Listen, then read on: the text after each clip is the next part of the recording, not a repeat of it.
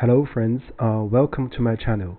Let's have a look at problem 1996, the number of weak characters in the game. So in this video, we're going to share a solution based on monotonic stack.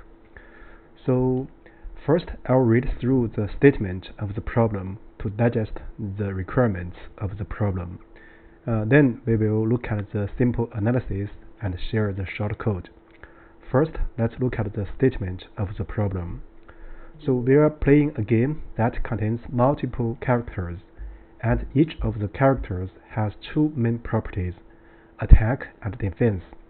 So we are also given a 2D integer array called properties, where properties I equals attack I and defense I represents the properties of the ith character in the game. A character is said to be weak if any other character has both attack and defense levels strictly greater than this character's attack and defense levels. So here is a formal definition in mathematical formulas. So we are required to return the number of weak characters. So that's the main body of the statement. Here are three examples. So in example 1, so this has no weak characters. So if you examine these three elements, you find that there's no such relation defined by weak. So in example 2, so the output is 1. So we have this character 2, 2, which is weaker than 3, 3. So the return is 1. And in the example 3, so we know that 1, 5, 4, 3 is weaker than 10, 4 because 10 is greater than 4 and 4 is greater than 3. Notice that so 1, 5 and 4, 3 does not form a weak relation. So here 1 is less than 4. However, 5 is greater than 3. So that's the three examples. So here are the constraints or additional assumptions for this problem.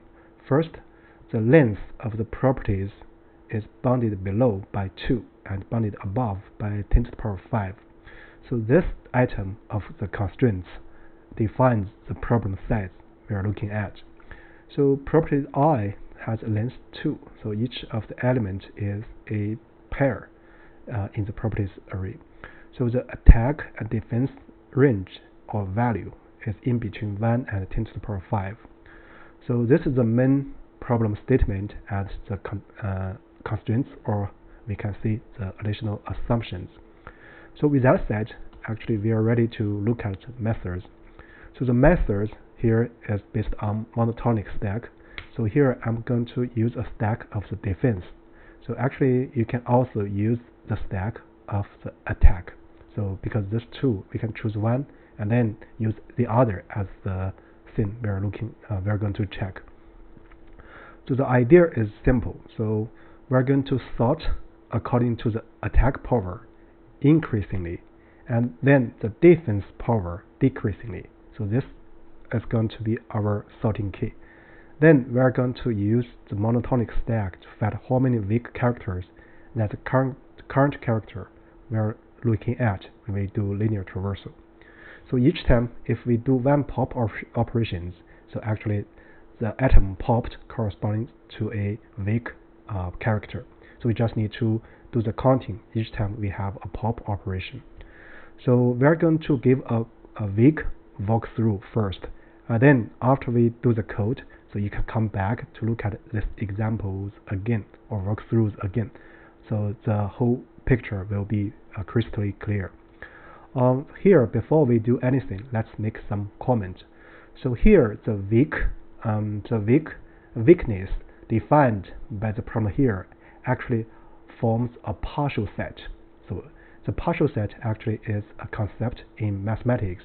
So if you have learned something in set theory or measure theory, so there's a famous theorem called Zorn's lemma. So basically, we want to find how many maximal elements, or how many what's the chain length of a partial set. So this comment actually is more towards the audience with a mathematical background. So for other people, we can just ignore that. So with that said, let's do a quick walkthrough. So first, I'll cook up a special example. So here we have file 5 and we have file 6.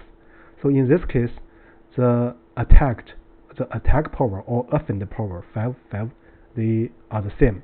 So in this case, these two elements does not form a order. So based on weakness, so the output should be 0. So after sorting, we have this one 5, 6, and 5, 5. Then the stack state will be 6 when we finish looking at the first element. And then because 5 is less than 6, so no pop operations, so the result is 0. So this is one of the example.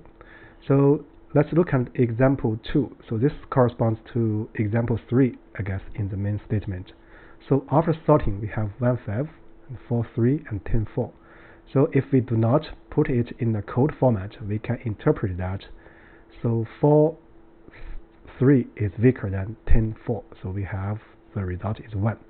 So, but if we look at the monotonic stack after we do the sorting and examine the offend power, so when I equals 0, so we look at the stack, we push the 5 into the stack, so we get 5. And then we look at 3, because 3 is less than 5, so it's still okay, so there's no pop operations. So when we look at 4, so 4 is greater than 3, so we pop 3. Then, so we are going to have one character which is weaker. So this character is corresponding to 4 and 3. So each time we do a pop operation, so we increment the count by 1. So as also you can see from this walkthrough, so we are trying to maintain a locally decreasing stack. That's why this is the monotonic stack. So actually we have practiced quite a number of such problems. So monotonic stack, so the while condition actually is very straightforward for us if you have already checked out the relevant videos in my playlist. So afterwards, we put this 4 into the stack, so the stack is 5 and 4. So the return is 1 in this problem. So an important point to notice, or the soundness of this logic here, is that if there's a tie in attack power, so due to the way we sort the defense power, so the logic is sound. So the stack in the traversal will be locally decreasing. So this is actually very important, locally. So sometimes it's not globally decreasing. So here let's have another example we cooked up. So it's good to look at the following example: 1, 5, 10, 4, 4, 3, and 10, 6, and 11, 6. So this 6 and this 2. So we have 1 defend power are the same. So this one and 0 and 4, 10 and 4, and 10 and 6, they have the same offend power or attack power. So after sorting, we have this one. So for this problem, the final state of the stack will be 6, 6. The return is 3. So you can come back to digest this after we share the code. So now let's look at the code. So I have changed the properties to be p just for the convenience of writing. So with that said, first make some preparations. So we are going to sort, right? So we are going to sort the p corresponding to one of the two elements increasingly and the other decreasingly. So here I'm choosing to sort the first element or the offend power increasingly and the other decreasingly. So here let's specify the sorting key. So I'm going to use a lambda function. So I'm going to sort this the first one or the attack power increasingly, and then if there's tie, I'm going to sort the second element decreasingly. So this is actually important. So you can also choose to sort the first one decreasingly and the second one increasingly, and use the first one to be the element to push into the monotonic stack. If you sort the second one to be decreasingly, so we're going to use the second one as the monotonic stack object. So with that said, so let's initialize a stack. So this is going to be the monotonic stack. So the result, we're going to initialize it to be 0. So this is going to be used for counting the weak characters. So next is the monotonic stack. So here the stack will be a monotonic decreasing locally, and then the main work. This, if you have digest the above logic, this should be very straightforward. So for attack and defense in this P. So what we are going to do is the monotonic stack step, monotonic stack. So this monotonic stack will be very straightforward now. So first we need to check if the stack is empty or not. If not, so we can check this condition. If the top of the stack is smaller, so maybe let's write this. If this D, the current power, is strictly larger and then the top element in the stack. If so, what we are going to do is that we are going to do the pop operation.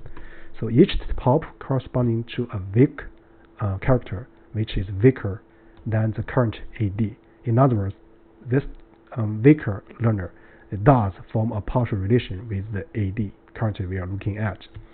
So because of this, we're going to increment this result by 1.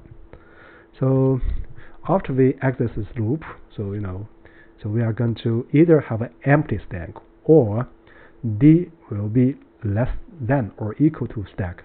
Then we need to push this D to the stack. That way, so the stack will be always locally decreasing.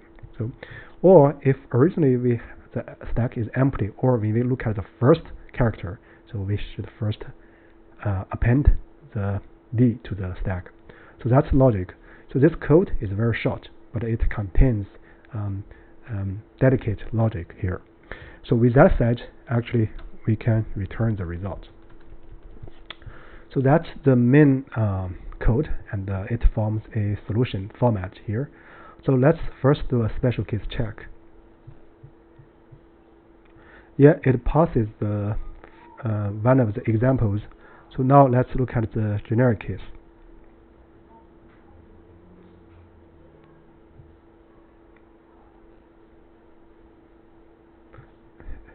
Yeah, it passes all the cases.